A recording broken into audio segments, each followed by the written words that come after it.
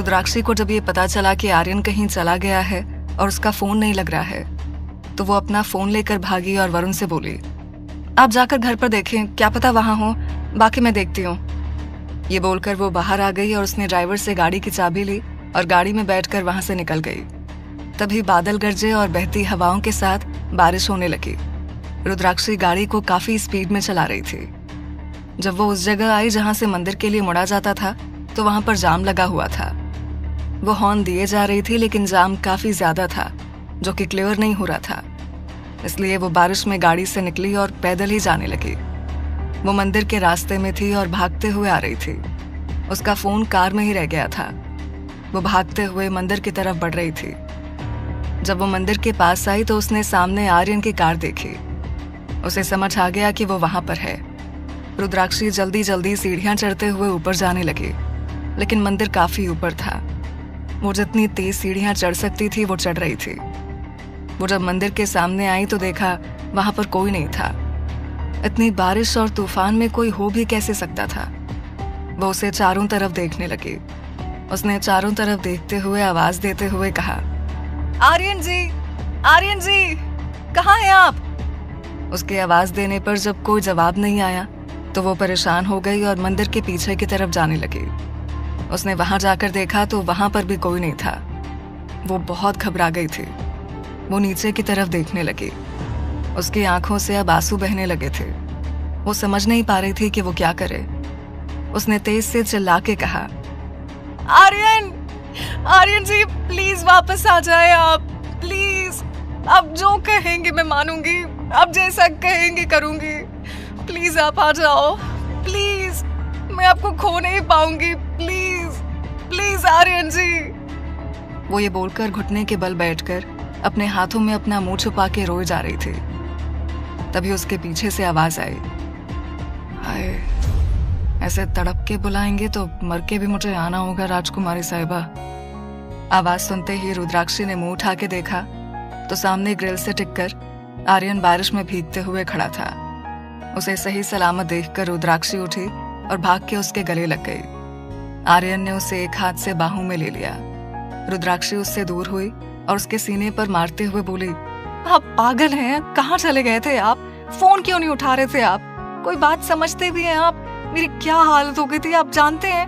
मुझे लगा मैंने आपको खो दिया है, कितना डर गई थी। आपको कुछ पता भी है? आपको ये सब मजाक लगता है? बोले, चुप क्यों खड़े हैं? क्या समझते हैं आप? बोले।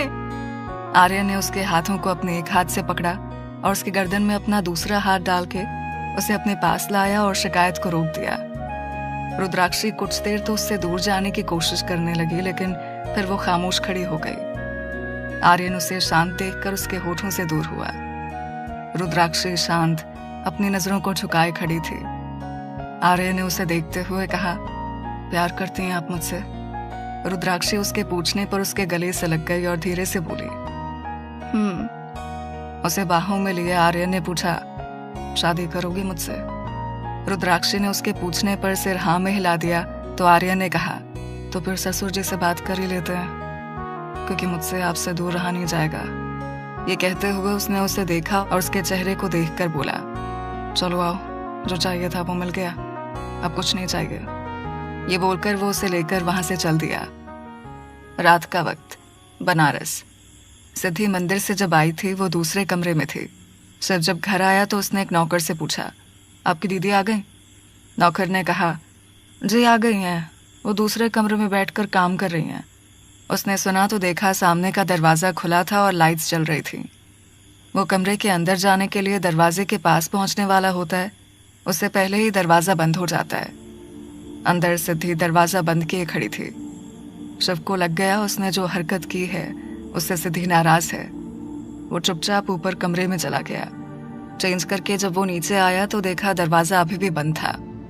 वो समझ नहीं पा रहा था कि आखिर क्या करे वो। तभी वहां आकर नौकरानी ने पूछा, साहब खाना लगा दूं?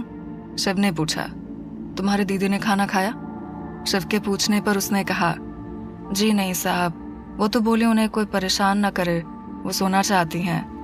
अच्छा तो अब जाए, मुझे भूख नहीं है। शिव के कहने पर नौकरानी चली गई। शिव अपने कमरे में चला आया। उसे समझ नहीं आ रहा था कि वो सिद्धि से बात कैसे करे। एक तरफ सिद्धि शिव के सामने ही नहीं आ रही थी, दूसरी तरफ सिद्धि थी कि उसे समझ भी नहीं आया कि कैसे वो सब हो गया था।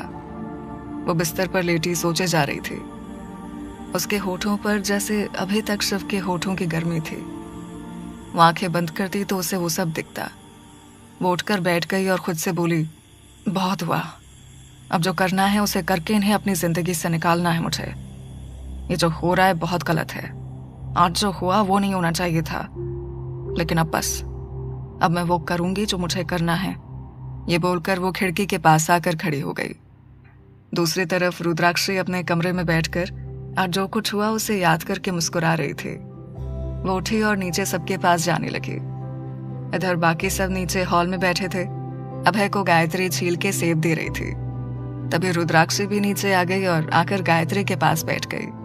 तभी युग ने कहा, चलो दोनों बच्चों की सगाई तो हो रही है, लेकिन बस हमारी लाडो के लिए भी कोई मिल जाता तो तीनों बच्चों की सगाई एक साथ कर देते, जैसे जान भी कहती है।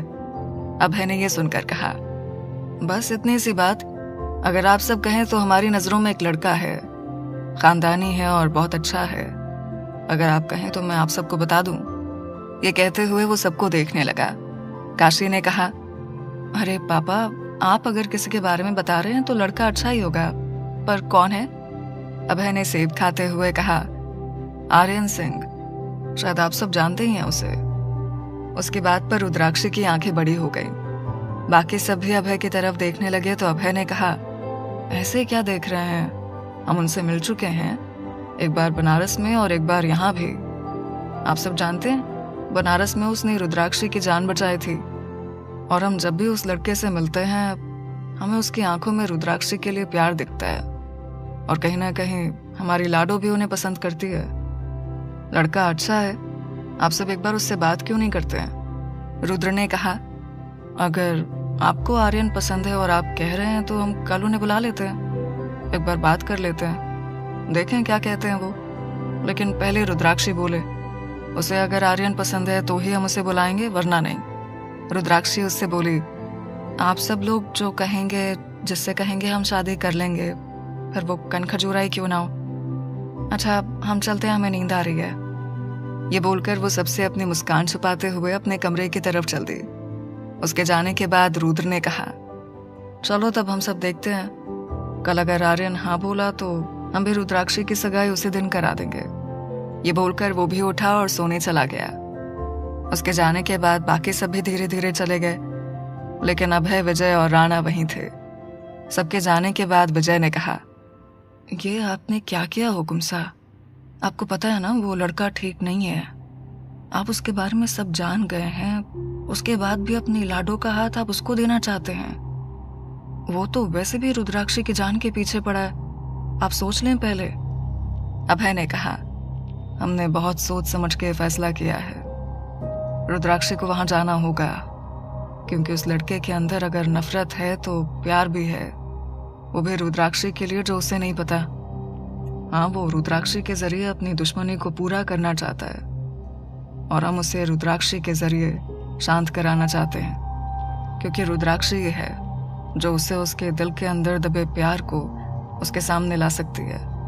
रुद्राक्षी अपनी नानी की तरह है, तभी तो उसकी बातें, उसकी मासूमियत किसी को भी प्यार करने के लिए मजबूर कर देते हैं। रुद्राक्षी आर्यन को बदलेगी, और आर्यन का बदलना बहुत जरूरी है, क्योंकि अगर वो बदला तो हम अपना काम आगे कर सकते हैं। राणा ने कहा, लेकिन अगर उस घर में रुद्राक्षी के साथ कुछ हुआ तो वो अकेले कैसे संभाल पाएगी? उसे तो हथियार चलाना भी नहीं आता है, उसने आज तक खुद के लिए किसी से नहीं लड़ा है, तो आज आप उसे कैसे इतनी बड़ी जंग का हिस्सा बना सकते हैं? राणा के कहने पर अभय ने उठते हुए कहा, एक वक्त हमारी काशी भी वैसी ही थी, लेकिन आप जानते हैं ना, उन्होंने वो जंग जीती थी जिसमें हम उनके साथ नहीं थे, जिसमें आप भी उनके साथ नहीं थे। तो मत भूलें आप दोनों कि हमारे खानदान की औरतों में लड़ने वाला हुनर बहुत पहले से है। हाँ, लेकिन रुद्राक्षी थोड़ी अलग है। वो जिससे प्यार करती है उसे हार्म नहीं कर सकती है, इसलिए उसे थोड़ा बहुत सीखना होगा, और वो काम हम तीनों करेंगे, वादा है हमारा खुद से। रुद्राक्षी अब वो बनेगी जैसा उसे बनना चाहिए, क्योंकि वो मामूली लड़की नहीं कि जिसके सामने दुश्मन खड़ा हो तो वो झुक जाए, बल्कि अब उसे लड़ना होगा और हथियार खुद के लिए नहीं अपनों के लिए उठाना होगा। लेकिन अगर वो नहीं मानी तो उन सब के लिए। विजय के कहने पर वो बोला, मानेगी, जरूर मानेगी। उसे मानना होगा क्योंकि अब बात महल के लोगों की सुरक्षा की है और रुद्राक्षी इस महल की सबसे कमजोर कड़ी है और उसे मजबूत करना होगा। लेकिन ये बात किसी को बिना पता चले, क्योंकि सबके सामने उसे वैसे ही रहने देंगे जैसी वो है, ताकि सबको लगे वो एक कमजोर और बहुत नाजुक सी लड़की है। उसकी बातों को दोनों समझ गए थे। विजय ने कहा, चलो फिर ठीक है, अब कुछ काम पर लगना पड़ेगा। रिटायरमेंट वाली बहुत जिंदगी जी ली, अब काम पर लगे हैं। वैसे हुकुम सा, मीनाक्षी एक बात सही कह रही थी। अभय ने उसकी इस बात पर उसे देखकर कहा, कौन सी बात सही कही उन्होंने? विजय ने कहा, अरे यही कि अगर आपकी शादी मालिनी से हुई होती तो आज आलम कुछ और होता।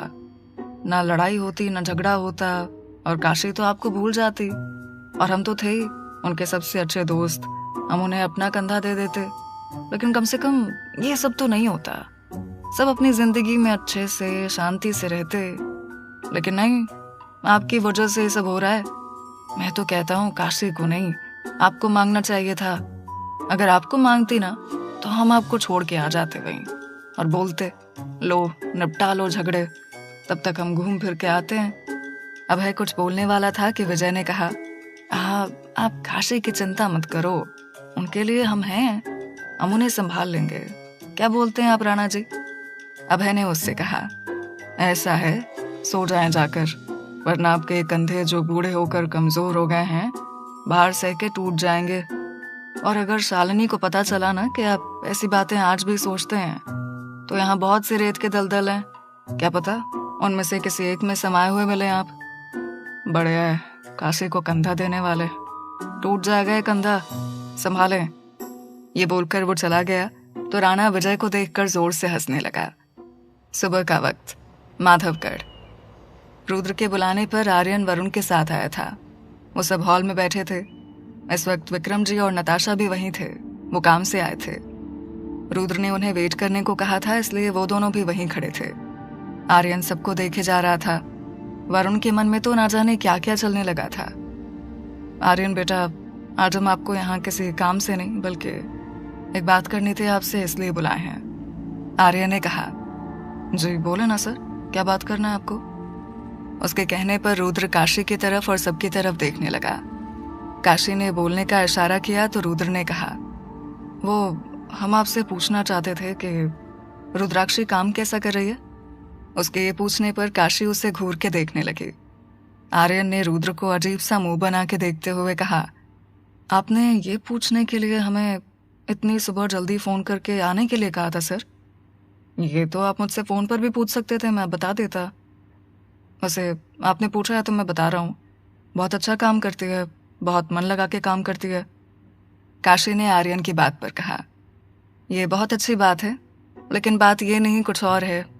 पर रुद्र जी आपसे कह नहीं पाएंगे, क्योंकि इन्हें खुद के दिल की बात कहने में बहुत वक्त लगा था, और जब इन्हें खुद के लिए बात करने में वक्त लगा था तो ये दूसरों के लिए कैसे बात कर सकते हैं? रुद्र ने कहा, अरे आप अजीब हैं, हमें कहाँ वक्त लगा था, क्योंकि आप ही नखरे दिखा रही थी।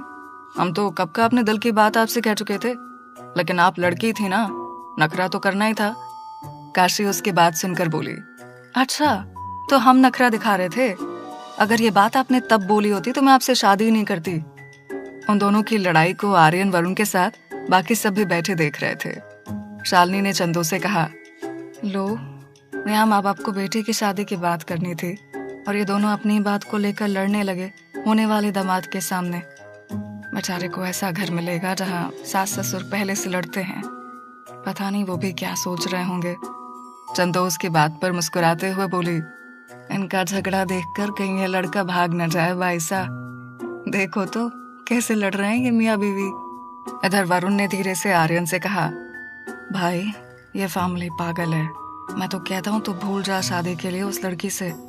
अरे जिसके पेरेंट्स इतना लड़ते हैं वो तो लड़ाकू ही होगी, इसलिए मेरी मान सोच बदल डाल। तभी गायत्री ने कहा, बस करें आप दोनों। बच्चों की बात करनी है तो आप दोनों बच्चों की तरह लड़ रहे हैं। ये कोई बात होती है? शांति से बैठे आप दोनों, हम खुद ही बात करते हैं। ये बोलकर उसने आर्यन की तरफ देखा और उससे बोली, बेटा, मुझे सीधी बात करने की आदत है। मैं बस इतना जानना चाहती हूँ कि क्या आपको हमारी रुद्राक्षी शादी के लिए पसंद है? अगर आपको वो शादी के लिए पसंद है तो हम उसकी शादी आपके साथ करना चाहते हैं, क्योंकि हमारे हुकुम सा को आप बहुत पसंद हैं। आप अपनी राय बता दें। उसके पूछने पर आर्यन की जैसे मुंह मांगी दुआ पूरी हो गई थी। उसने सबको देखकर कहा, हाँ मुझे वो बहुत पसंद है, लेकिन मेरी एक शर्त है। उसकी बात पर सिया ने कहा, कैसी शर्त? आप सबसे क्या छुपाना? बात यह है कि मुझे रुद्राक्षी से शादी जल्दी करनी होगी, क्योंकि मेरे पिता ने मरते वक्त मुझसे वचन लिया था कि मेरे 28 बर्थडे से पहले मेरी शादी हो जानी चाहिए, और मैं उनकी बात नहीं टाल सकता।